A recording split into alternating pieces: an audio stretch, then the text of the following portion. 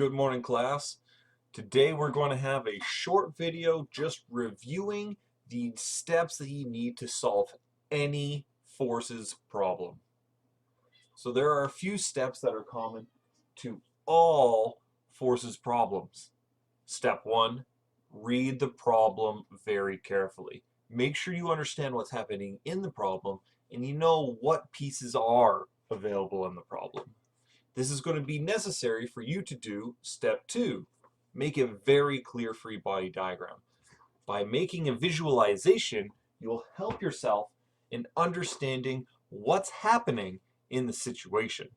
It is also going to be very helpful having a really clear diagram to help you be able to make step 3 the net force equation for the situation.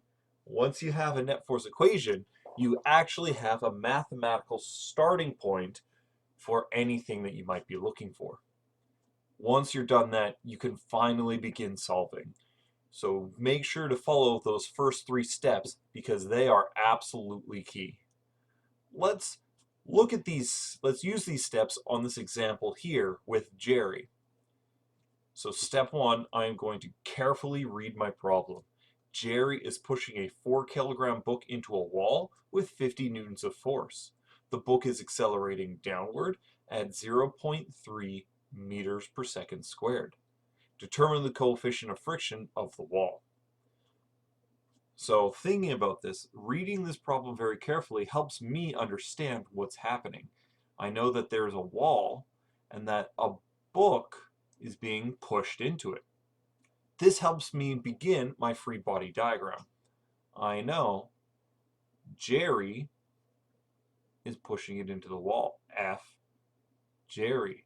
And it even tells me how large that force is, 50 newtons.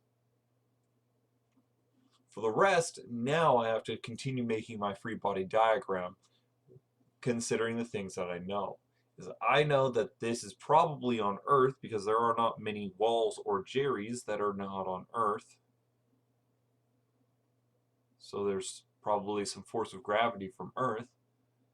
And in this situation, the book is being pushed into the wall, but the wall is not breaking. That means there's got to be a normal force.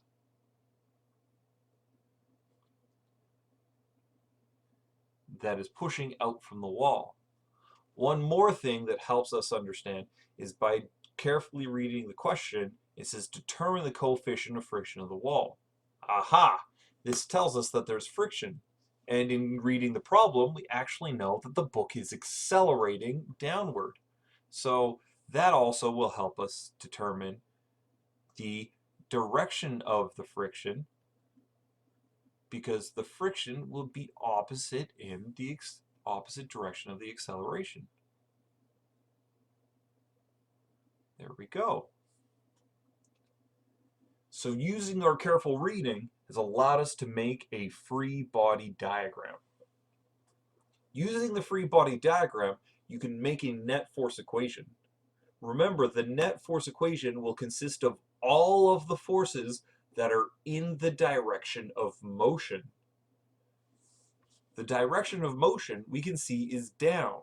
So we're going to have all of the forces that are heading down and up because all of those are parallel to the direction of motion. This allows us to make a net force equation for all of it. We see that the gravity is the force that is going to be winning because the acceleration is in the same direction as downward, and the friction is the force that's going to be losing because it's in the opposite direction of the acceleration. Now this is not quite but almost enough information for us to finish. Once we have our free body diagram, we've made our net force equation, we actually can begin solving for what unknown. Looking at the question, it says that we have to determine the coefficient of friction.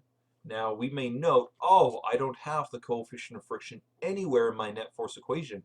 How will this help me? You could always break your net force equation down into its various pieces. We see that our net force here is going to be the mass times acceleration because that's the format that That's the format that the net force takes. The force of gravity is going to be our mass times 9.8 because it's just on the surface of the Earth. And the force of friction is the coefficient of friction times the normal force. And so by going through, I can see what things do I actually know. Do we know the mass in this problem? We do. It's in the sentence right here. Do we know the acceleration? We do. It's in our sentence right here. Do we know the mass? Yes, we've already checked that one off. Do we know the coefficient of friction? That's what we're trying to find out. So that's okay that it's unknown. And so it says, oh, the only thing that we are not given in the problem is the normal force. So this gives me a direction of what I need to do. I need to figure out what the normal force is, and this is where I would begin using my problem-solving skills. For those of you who might be wondering, well, what problem-solving skills? In this case, I'd be looking and analyzing the normal force is balancing the Jerry force. That will tell me what the size of the normal force is, and I'd be able to solve for my coefficient. Now, this problem may seem simplistic, but the steps that I've demonstrated can be applied to all situations, no matter how complicated they may seem. I hope you find this a helpful review of our problem-solving steps and you use it effectively in the test. Have a good day.